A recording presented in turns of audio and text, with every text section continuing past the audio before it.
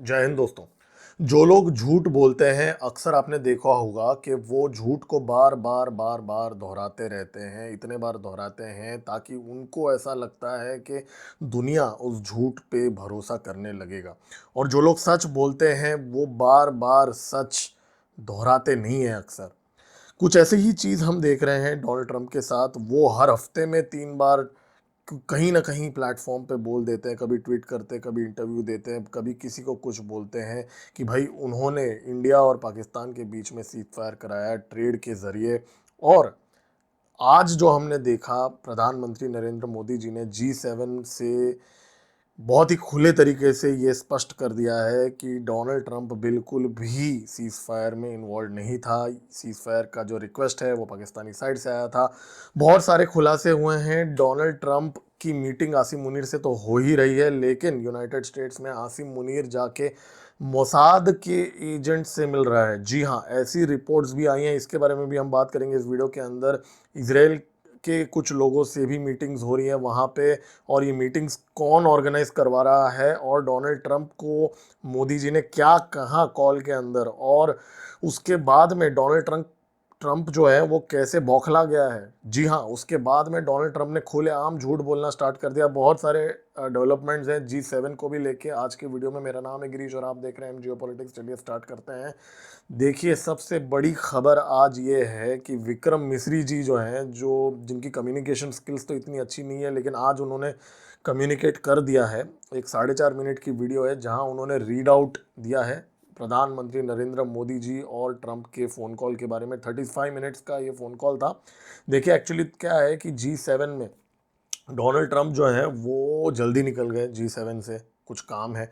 आपने वो ट्वीट देखा ही होगा जहाँ पे इमैनुअल मैक्रोन, जो फ्रांस के प्रेसिडेंट है, उनकी धज्जियाँ उड़ाई डोनाल्ड ट्रंप ने कि भाई मैं नहीं बताऊंगा मैं क्यों जा रहा हूँ, बच्चे की तरह।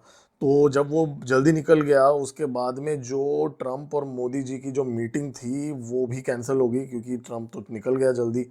तो वो मीटिंग कैंसिल करने के बाद ट्रंप के साइड से, जी हाँ, विक्रम मिश्री जी ने क्लैरिफाई किया कि ट्रंप के साइड से रिक्वेस्ट आया था कि भाई वो फ़ोन पे बात करना चाहते हैं मोदी जी से।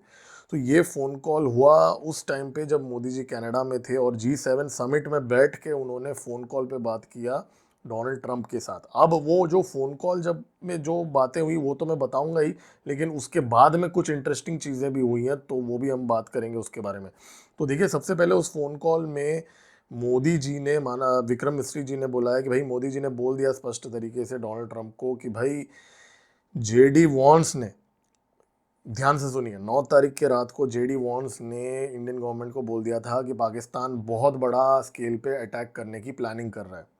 तो उस टाइम पे भारत ने जेडी वॉन्स को बोल दिया था कि अगर पाकिस्तान अटैक करेगा तो भारत उससे भी बड़ा अटैक करेगा, मतलब एक लेवल 3 लेवल ऊपर का अटैक करेगा, ऐसा भारत ने जेडी वॉन्स को बोल दिया था। तो ये जेडी वॉन्स पाकिस्तान का मैसेज पहुंचाने की कोशिश क्यों कर रहा था 9 तारीख के रात को, ये तो खैर हमें पता नहीं।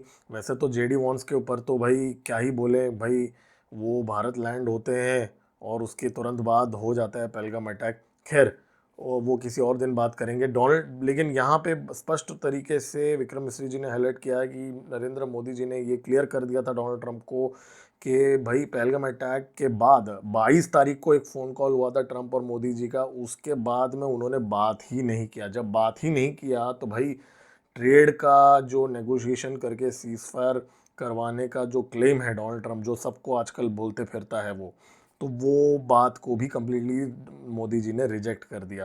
तो मोदी जी ने बहुत स्पष्ट तरीके से डोनाल्ड ट्रंप को बोल दिया कि भाई ये जो डिसीजन था सीज फायर का, ये पाकिस्तान के साइड से रिक्वेस्ट आया था इंडियन डीजीएमओ को, और उसके बाद में ये सीज फायर हुआ। और इतना ही नहीं, मोदी जी ने ये भी बोल दिया कि भाई आगे जाके अगर कुछ भी हरकत पाकिस्तान करता है, अगर टेरर अटैक भी होता है, तो टेरर अटैक को मिलिट्री अटैक की तरह देखा जाएगा। मतलब मोदी जी ने बोल दिया है ट्रंप को कि भाई आगे जाके अगर आप लोग टेरर अटैक करवाओगे भारत के अंदर, तो भारत उसको टेरर अटैक नहीं बल्कि एक मिलिट्री रिस्पॉन्स देगा।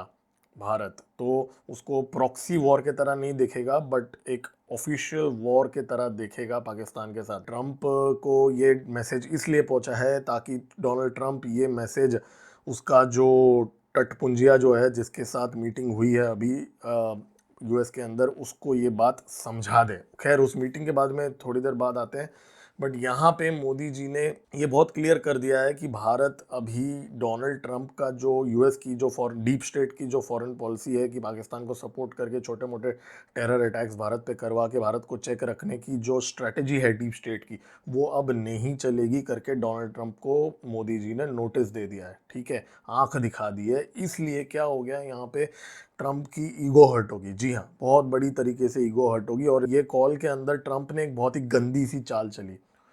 ट्रंप ने मोदी जी को बोला कि भाई आप ना कनाडा में आ गए हो, ठीक है, कुछ ही किलोमीटर का दूरी है, आ जाओ व्हाइट हाउस में आ जाओ, हाई बोलते हैं ना, चाय वाय पीते हैं साथ में। तो डोनाल्ड ट्रंप ने मोदी जी को इनवाइट किया व्हाइट हाउस में कि भाई इतने दूर आ गए हो कनाडा तक, थोड़ा आके जाओ, राइट। अब आप सोचोगे तो इसमें तो कोई गलत बात नहीं है, राइट, लेकिन इसमें बहुत बड़ा गेम ये है कि उसी टाइम पे आसिम मुनीर जो है वो यूएस में है और वो व्हाइट हाउस में भी आने वाला था। तो डोनाल्ड ट्रंप का एक बहुत बड़ा प्लान था और साजिश था कि भाई कुछ भी करके मोदी जी को व्हाइट हाउस में बुला ले और आसिम मुनीर के साथ एक फ़ोटो खिंचा ले और पूरे दुनिया को बता ले कि भाई कैसे भारत और पाकिस्तान के बीच में सीज फायर कराया डोनाल्ड ट्रंप ने। तो खुद को ब्रैक करने के लिए, मतलब आप सोचिए ये आदमी कितना साइको, मतलब क्या ही वर्ड यूज़ करूं इस आदमी के बारे में कि मतलब ये कितना सेल्फ सेंटर्ड इंसान है, कितना घटिया इंसान है कि ये आदमी जो है ये मोदी जी को सिर्फ इसलिए इनवाइट करना चाहता था ताकि वो एक फ़ोटो ऑप कर सके आसिम मुनीर के साथ और मोदी के साथ और दिखा सके पूरे दुनिया को भाई उसने ये जंग रुकवाई है। तो इतना गंदा स्ट्रैटेजी और हरकत करने की कोशिश की डोनाल्ड ट्रंप ने, जो मोदी ने मना करके उसको फेल कर दिया। तो मोदी जी भी भाई स्मार्ट हैं, वो ऐसे ही थोड़ी यहाँ तक पहुँचे हैं। तो मोदी जी ने पोलाइटली इनकार कर दिया। तो ये जो इनकार जब कर दिया ना मोदी जी ने, तो भाई डोनाल्ड ट्रंप का ईगो हर्ट हो गया। एक तो डोनाल्ड ट्रंप ने कॉल का रिक्वेस्ट किया, फिर डोनाल्ड ट्रंप ने इनवाइट किया और मोदी ने रिजेक्ट कर दिया। फिर जब मोदी जी ने जो क्वाड की समिट हो रही है अभी भारत के अंदर, उसमें जब इनवाइट किया तो डोनाल्ड ट्रंप मान गए कि भाई मैं आ जाऊंगा।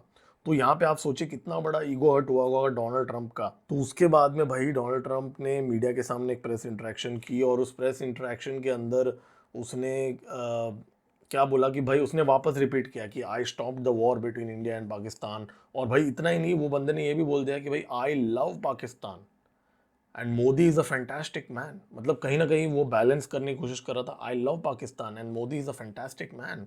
आई spoke to him last night and will make a trade deal with Modi of India. And this man, Asim Munir, was extremely influential in stopping it from the Pakistani side and PM Modi from the Indian side. तो भाई कहीं ना कहीं भारत को Donald Trump हाइफेनेट करने की कोशिश कर रहा है पाकिस्तान के साथ। मतलब एक फेल्ड स्टेट, एक फेल्ड डेमोक्रेसी, एक मिलिट्री डिक्टेटरशिप। आप सोचिए शाहबाज शरीफ किधर है भाई, पाकिस्तान का ऑफिशियल प्राइम मिनिस्टर है किधर। आसिम मुनीर जो है वो आर्मी चीफ है, जो फील्ड मार्शल बन चुका है, वो वाइट हाउस में यूएस प्रेसिडेंट के साथ मिल रहा है। और जो so called actual prime minister है वो तो भाई पता नहीं कहाँ है। तो आप सोचिए डीप स्टेट और यूनाइटेड स्टेट्स का जो क्या बोलते हैं ना, स्टेट डिपार्टमेंट का जो गंदे चाल जो है ना, वो सबके सामने कैमरा के सामने फुल ऑन डिस्प्ले पे है यहाँ पे पब्लिक पे। और ये मीटिंग जो हुई है आसिम मुनीर के साथ, उसका जो खास बात क्या है मालूम है आप लोगों को, वो ये है कि अभी तक जितने भी बड़े बड़े लीडर्स के साथ डोनाल्ड ट्रंप मीटिंग करता है, जैसे मैक्रोन हो गया, फ्रांस का प्रेसिडेंट हो गया, जर्मनी का प्रेसिडेंट हो गया, जेलेंस्की हो गया, इन सब की मीटिंग्स, इतने बड़े बड़े लीडर्स की मीटिंग्स कैमरा के सामने होती है, राइट। कैमरा के सामने डोनाल्ड ट्रंप ने बड़े बड़े झगड़े कर दिए, राइट, बेइज्जती कर दी लीडर्स की। लेकिन आसिम मुनीर की जो मीटिंग है ना, वो व्हाइट हाउस के एक बंद कमरे के अंदर हो रही है। मतलब एक सीक्रेट मीटिंग है ये, क्योंकि ये मीटिंग के बाद में प्रेस का कोई स्टेटमेंट नहीं दिया जाएगा। जी हाँ, ये पहली बार ऐसा हो रहा है डोनाल्ड ट्रंप के रूल में, जब वो किसी वर्ल्ड लीडर, अभी आसिम मुनीर को लीडर हम क्या ही बोले, वो आर्मी चीफ है बट कंट्रोल तो करता है पाकिस्तान को। तो पहली बार ऐसा हो रहा है कि वो किसी लीडर के साथ मिल रहा है जहाँ पे उसके बाद में प्रेस अनाउंसमेंट नहीं होगा, प्रेस इंटरेक्शन तो भूल जाओ, प्रेस स्टेटमेंट भी नहीं दी जाएगी। तो ये सीक्रेट मीटिंग के अंदर क्या बातें हो रही है ये समझना पड़ेगा हमें, यहाँ पे एनालाइज करना पड़ेगा, क्योंकि कुछ ऐसी हिंट्स हमें मिली हैं जिससे हमें मालूम पड़ता है कि भाई ये मीटिंग के अंदर क्या क्या बातें हो सकती है। ऑब्वियसली एग्जैक्ट डिटेल्स तो किसी को भी नहीं पता होगा, लेकिन कुछ हिंट्स हमें मिल चुकी हैं। जी हाँ, उसके बारे में मैं भी बात करूंगा।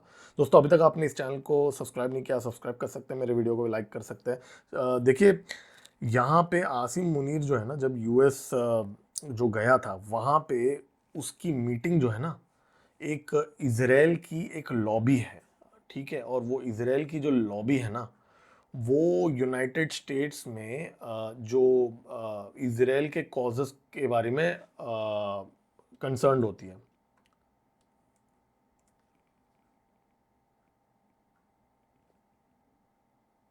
दोस्तों, आसिम मुनीर जब यूनाइटेड स्टेट्स में अभी है, उसकी एक सीक्रेट मीटिंग हुई है। माना जा रहा है कि उसकी एक सीक्रेट मीटिंग हुई है मोसाद के साथ। अब आप बोलोगे कि मोसाद के साथ मीटिंग हो रही है तो ये ओपन न्यूज़ कैसे आ गई? देखिए, उसकी मीटिंग जो हुई है ना, वो American Israel public affairs committee AIPAC के साथ हुई है। अब ये जो AIPAC क्या है, ये AIPAC बेसिकली एक प्रो इजराइल लॉबी ग्रुप है, ठीक है। अब ये प्रो इजराइल लॉबी ग्रुप क्या करती है, ये यूनाइटेड स्टेट्स के अंदर जो भी US के पॉलिटिशियंस हैं, उनको लॉबिंग करती है इजराइल के बिहाफ में।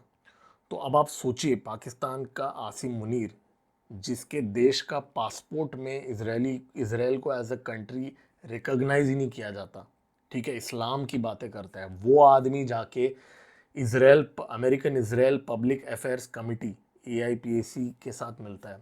आप सोचिए कितना बड़ा डबल गेम पाकिस्तान खेलता है, और कितने बेशरम लोग हैं वो लोग। इस्लाम की बातें करते हैं, एंटी इजराइल की बातें करते हैं, और जाके मोसाद के साथ मिलते हैं। अब आप लोग बोलोगे कि इसमें मोसाद का क्या है, ये तो प्रो इजराइल लॉबी है। देखिए, ये प्रो इजराइल लॉबी जो है ना, ये ऐसी बहुत सारे इंसिडेंट्स हुए थे। इनफैक्ट कुछ साल पहले एक जासूस पकड़ा गया था अमेरिका के अंदर, जो मोसाद का एजेंट था, जो अमेरिकन जो सीक्रेट्स हैं वो AIPAC के द्वारा इसराइल को पास ऑन कर रहा था। तो देखिए, ये जो जहाँ भी इसराइली होते हैं ना, वहाँ पे मोसाद होता है, आप इतना समझ जाइए, ठीक है। तो ये जो AI, अब इसके आगे मैं कुछ नहीं बोलूँगा। तो ये जो AIPAC है, इनके लोगों के साथ आसिम मुनीर की मीटिंग हो गई है। और ये जो मीटिंग है, ये मीटिंग किसने कराया भाई? ये मीटिंग साजिद तरार नाम का एक अमेरिकन बिजनेसमैन है, पाकिस्तान अमेरिकन बिजनेस है, जो by the way Modi ji की भी तारीफ करते रहता है यूट्यूब में वो बंदा। और माना जाता है कि ये बंदा ट्रंप का जो पार्टी है, रिपब्लिकन का के अंदर काफ़ी खास है, मतलब पाकिस्तान के साइड से। और ये जो बंदा है, बहुत सारे रिपब्लिकन कन्वेंशंस वगैरह में बातें की हैं, वहाँ घूमते रहता है ये बंदा। और ये बंदे ने मीटिंग कराई है, और ये मीटिंग के बारे में पाकिस्तान का जो PTI है, पाकिस्तान तहरीक इंसाफ, जो इमरान खान की पार्टी है, उन लोगों ने भी कंफर्म कर दिया कि ये मीटिंग हुई है वहाँ पे। तो मतलब जो आसिम मुनीर जो मॉल घूमते हुए देखा गया है ना यूनाइटेड स्टेट्स के अंदर शॉपिंग करते हुए, तो भाई मॉल घूमते घूमते वो ये मोसाद के लोगों से भी उसने मीटिंग कर ली है। अब आप, इससे हमें मालूम पड़ता है कि इस मीटिंग में क्या क्या डिस्कस हुई होगी डोनाल्ड ट्रंप के साथ, ठीक है। इस समय ऐसी खबरें आ रही हैं कि पाकिस्तान की जो एयरफोर्स है और जो आर्मी के जो इंटेलिजेंस ऑफिशियल्स हैं, वो ईरान बॉर्डर को बहुत ही नज़दीकी से सर्वेलेंस कर रहे हैं, और यूनाइटेड स्टेट्स को रिपोर्ट्स दे रहे हैं रियल टाइम, ठीक है। और इस टाइम पे जब डोनाल्ड ट्रंप ऑलमोस्ट चेतावनी तो नहीं बोलूँगा, एक डिक्लेरेशन ही दे चुका है खोमेनी को कि सरेंडर कर लो, ठीक है।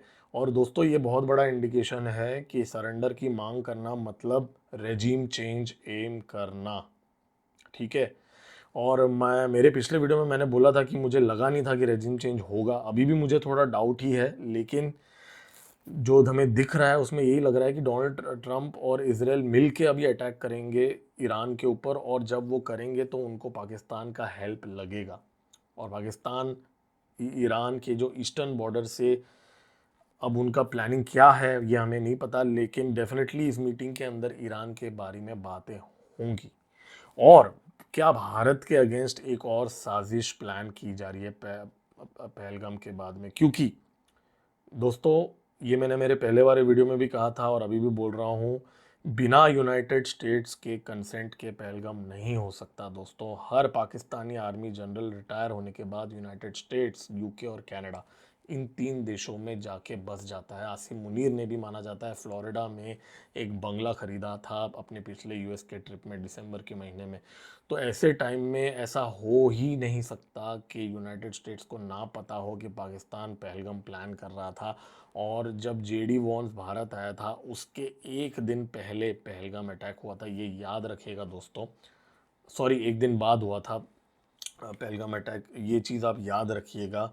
और कोइंसिडेंसेस मैं तो नहीं मानता हूँ इतने कोइंसिडेंसेस होते हैं। उसके बाद में आपने देखा ट्रंप ने कैसा अपना तेवर दिखा दिया, कैसे पाकिस्तान को पूरी तरीके से सपोर्ट कर रहा है। तो दोस्तों, पाकिस्तान के साथ डोनाल्ड ट्रंप कुछ तो प्लान कर रहा है ईरान की साइड से, और प्रो इजरायली ग्रुप्स जो हैं वो उनके साथ आसिम मुनीर ने मीटिंग किया। मतलब डेफिनेटली यहाँ ईरान का गेम कुछ होने वाला है, ये हमें दिख रहा है। और भारत के खिलाफ कुछ साजिश हो रहा है कि नहीं, वेल वो तो हमें समय ही बताएगा। लेकिन भारत के लिए अभी एक बहुत ही डेंजरस फेज़ है, मेरा ये पर्सनली मानना है। क्योंकि भारत इस समय एक ऐसे टाइम पे है जहाँ पे उसकी जो मिलिट्री इंडस्ट्रियल कॉम्प्लेक्स है वो एक्सपैंड हो रही है। मतलब जैसे महाराष्ट्र में रत्नागिरी में जर्मनी का रेन मेटल ने एग्रीमेंट साइन कर लिया है रिलायंस डिफेंस के साथ एक फैक्ट्री ओपन करने का। आर्टिलरी शेल्स 155 आर्टिलरी शेल्स से स्टार्ट कर रहे हैं, आगे कुछ और भी बनाएंगे।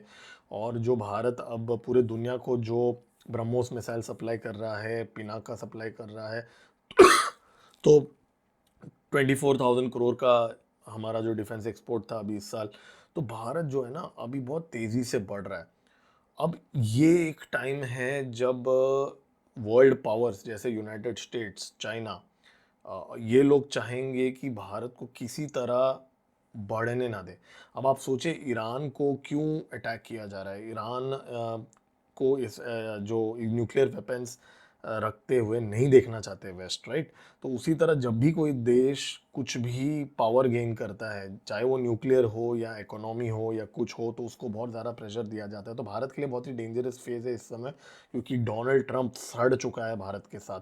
डोनाल्ड ट्रंप की ईगो हर्ट हो चुकी है। और जब ये आदमी पागल है डोनाल्ड ट्रंप, जब ये आदमी का दिमाग सटक जाता है ना, मतलब जब उसकी ईगो हर्ट होती है ना, तब वो कुछ भी कर सकता है। तो क्या डोनाल्ड ट्रंप आसिम मुनीर को आइडियाज़ दे रहा है कि भाई आगे कुछ और कलाकांडी करो भारत के अंदर और मैं पूरी तरीके से बैकिंग दूंगा? क्या वो प्लानिंग कर रहा है कि भाई म्यांमार और बांग्लादेश के साइड से आईएसआई के साथ मिलके ईस्टर्न फ्रंट ओपन की जाए भारत के खिलाफ?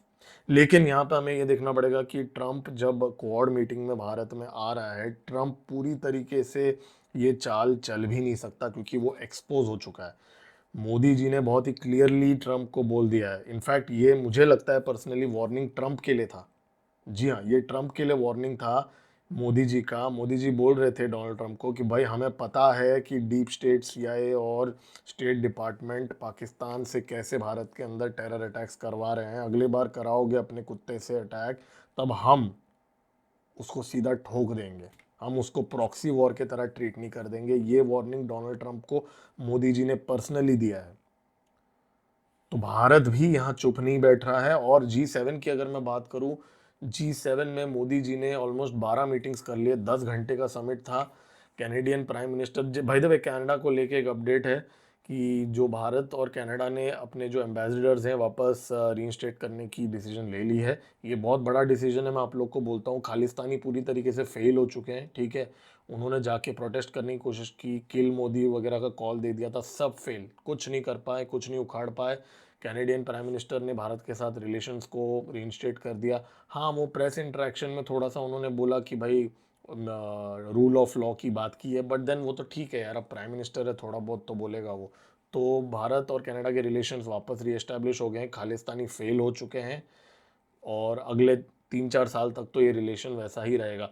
उसके बाद में जो मोदी जी स्टारमर से मिले, यूके के prime minister, French president Macron से भी मिले, और जॉर्जिया मेलोनी के साथ भी मिले।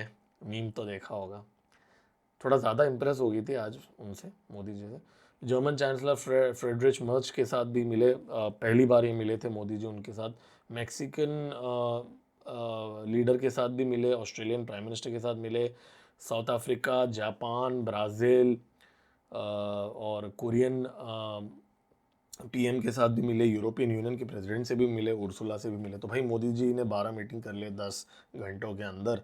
कनानास्कीस में, कनाडा में, और बहुत ही सक्सेसफुल इवेंट था। इससे पहले साइप्रस में मोदी जी ने क्या बड़ा गेम खेल लिया, टर्की को कैसे झापड़ मारा, एर्दोगन को कैसे झापड़ मारा, वो मेरे पिछले वीडियो में मैंने बताया। अगर अभी तक आपने वो वीडियो नहीं देखा, आप देख सकते हैं। मेरे आगे के वीडियो में मैं आगे भी क्या गेम होने वाला है ये सब कवर करते रहूँगा। मेरा नाम है गिरीश और आप देख रहे हैं एम जियो पॉलिटिक्स। जय हिंद।